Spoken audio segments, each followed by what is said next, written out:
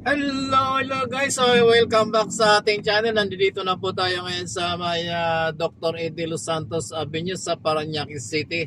At ang ating shuttle ngayon ay Parañaque lamang. At dito lang tayo naghatid sa may Lopez, Parañaque City. Ayan, mega love shoutout po sa inyong lahat at magandang araw at magandang hapon, magandang umaga sa inyo. Kung saan sulok man po kayo naroon at saan sulok man po kayo ng mundo naroon. Ayan na! At makakauwi tayo ng maaga guys ngayon kasi medyo kakaunti yung ating mga pasahero ngayon. Yung shuttle natin kakaunti lang hanggang Lopez sa may San Antonio or sa may kanto ng Bay Parañaque tayo. Ayan, time check po natin ay 5:03 na ng hapon. Dati-rati pag ganitong oras papunta pa lang tayo ng Parañaque.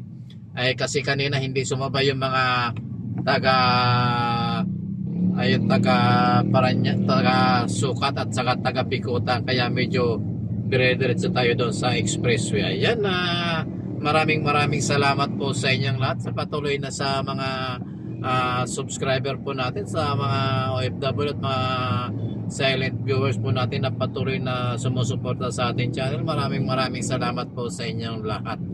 Ayan, dito po tayo sa may SM Sukat, Parañaque City. At malapit lamang po itong pinaghatira natin. Kaya lang siyempre kanina papunta po doon sa may Lopez sa Parañaque, medyo matraffic. Kaya medyo nagtagal-tagal tayo ng kaunti. Pero ito moving tayo pabalik. Yung papunta po ng Makati hindi masyado matraffic kasi hindi kagaya ng papunta ng Parañaque City or sa loob ng Parañaque. Ayan, malapit na tayo sa Skyway. Akit tayo mamaya ng Skyway. Ayan, at malapit na siguro, mga 500 meters na lang yan, nasa Skyway na tayo. Pero i-stop muna tayo dito sandali sa tabing ito. Ayan, shoutout po sa inyong lahat at sa lahat po ng ating mga kaibigang OFW. Ayan guys, 500 meters nasa paano tayo?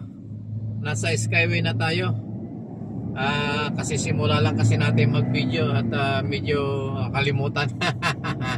Ayan, pero lagi nakahanda yung ating camera in case na magkaroon ng maganda-gandang footage sa kalsada. Kagabi nga po habang binabagtas po natin ng Skyway at medyo yung isang sasakyan pilit tayong inaasar. Kumbaga nagdadahan-dahan at medyo ginikipit tayo sa kalsada. Hindi po natin sila papatulang kahit anong mangyari. Shoutout doon sa driver ng sasakyan na yon at sana wag mong gawin yun doon sa kapwa mo sira ulo sa kalsada. Ayan, shoutout sa iyo kaibigan. At sana makatagpo ka ng katapat mo. Ayan, sana wag naman makadisgrasya ng iba pa. Ayan, nandito na po tayo. Paakyat na po tayo ng rampa ng Skyway sa Sukat. Time check is 5:08 po ng hapon. Ayan, shoutout po sa inyong lahat at mag-iingat po tayo sa lahat po ng ating mga subscriber na driver, buhay driver po dito sa Metro Manila. Sa ating mga kaibigang riders, maraming salamat at mag-iingat po tayo sa pagmamaneho ng dalawang gulong. Ayan, sa dahil si Jos ay isa ring rider at dati tayong nag-ride sa isang riding apps. Ayan, kasi kaya tayo nagtrabaho na or lumipat tayo dito sa 4 wheels kasi napakahina na ngayon ng mga delivery apps. Ayan, magandang hapon po sa inyo lahat. At nandito na po tayo. Ayan, kung natatanong nyo yung baba po, nandito na po tayo sa may tapat ng Sukat Interchange. Ayan po yung Sukat. Ayan po, makikita nyo yung Sukat Interchange po yan. Ayan sa baba. Ayan po ang Sukat. Sa kabila po niyang tulay na yan, yung kabila po niyan ay Muntinlupa na po ito. Nandito pa rin po tayo sa part ng Parañaque. Parañaque City. Ayan, sa kabila po niya na yung dire-diretso po papunta po ng tawagin natin ay baybayin, yung shortcut po papunta ng Taguig, Bagong Bayan, biyaheng Patiros at dire-diretso po ng Pasig yun hanggang doon sa may Rizal. Pag kumana naman po kayo papunta ng Alabang, Muntinlupa, Laguna. Ayan. At medyo matraffic dito sa toll gate. Ayan, dadalawa lang po kasi ang toll gate dito sa sukat yung papasok ng expressway, ng skyway. Talagang ganyan, tsaga-tsaga lang buhay, driver.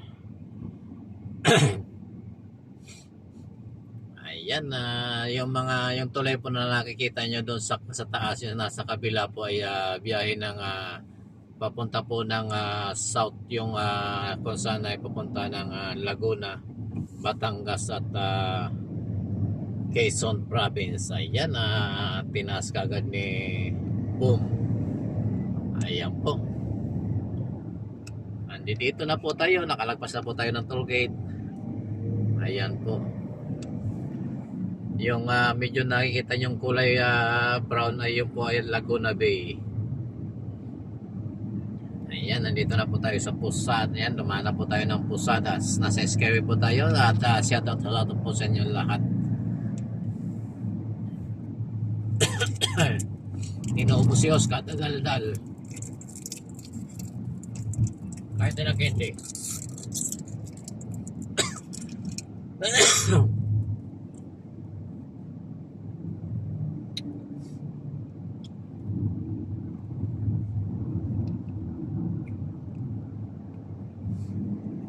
Ayan, ganda-ganda ng panahon na mga kaibigan.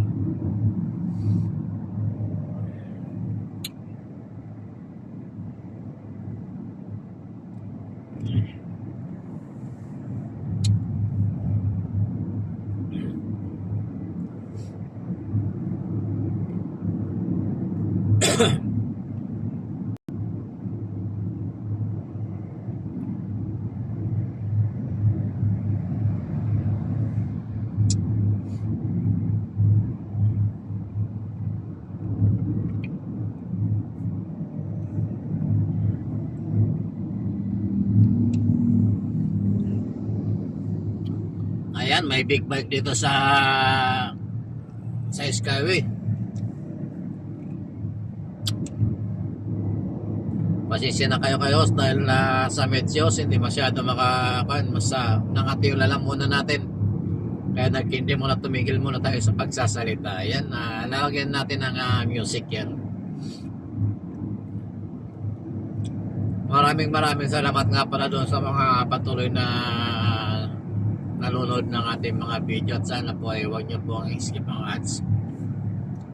Kasi si Hus po ay hindi naman masyado nakakasahod sa YouTube. Pag may pagkakataon lamang po na mag-vlog, saka lang po na tayo nakakapag-vlog ng ganito. Pero hindi kagaya ng iba na kadalasan naka-full na sa pagpa-vlog or talagang doon na nila pinupokus yung attention nila. Si Hus po hindi pwede kasi meron tayong mga priority na kailangan hindi natin pwede ipagsapalaran. Kinabukasan po ng pamilya yung nakalaan doon. Kasi meron pa tayong pinag-aaral. Yung bunso natin ay pinag-aaral pa po natin. Kapag nag-stop si Hus at nag-full time tayo sa YouTube, baka hindi natin maibigay yung kapangailangan niya sa araw-araw at sa pag-aaral niya. Kaya I decide na tuloy-tuloy tayo dito sa trabaho at paminsan-minsan po ay pag may pagkakataon mag-vlog tayo. Kung ano-ano na lang ang pwede natin i-vlog at sana makatulong din sa ating channel. Ayan. Yung ay nakasamit talaga si Hus. Pasensya na po. Ayan, Nandito tayo ngayon sa may part ng Taguig. Ayan, big bag na naman.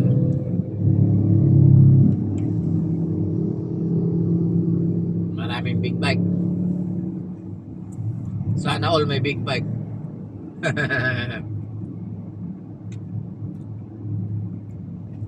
Para naka-skyway or naka-expressway.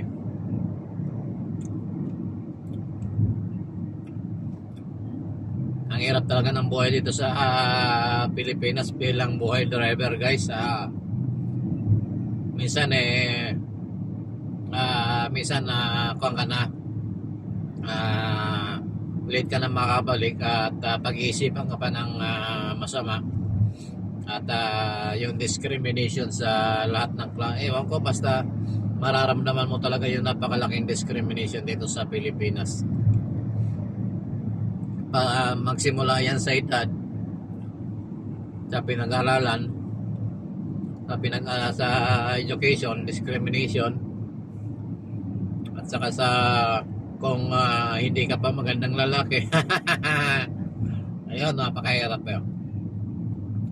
Kahit saan ramdam ko yun dito sa Pilipinas, kahit saan trabaho, yung nakaraan kong trabaho, ganun din.